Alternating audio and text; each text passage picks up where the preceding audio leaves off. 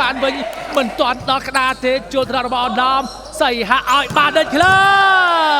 យរិទ្ធគង់សារីទះមួយទៀតជាប់បាំងបាទបញ្ជូនបន្តឲ្យខាងស្ដាំភក្តី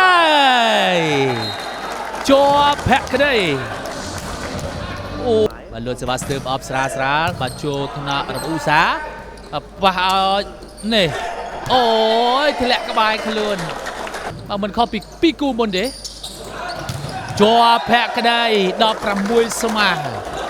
ដល់ស្រាលបាទចូលថ្នាក់ករណាឲ្យស្ដាប់ដល់ពីយឹមបញ្ញាសេតតើបោះបន្តិចយកបានមកវិញករណាឲ្យស្ដាប់សុំបណ្ឌិតប្រវាស់ឲ្យឆ្វេងបញ្ញាទះប៉ោងចូលដៃរបស់ភក្តីឲ្យឆ្វេងសៅទេបដំឡណាសៅទេបដំភ្លេច share ទាំងអស់គ្នាហើយបងប្អូនដែលជា fan របស់ខាងស្លងកាប៉ៃលិនក៏ដូចចូលថ្នាក់ប៉ះឲ្យណែសុបិនល្អណាស់សុបិនល្អ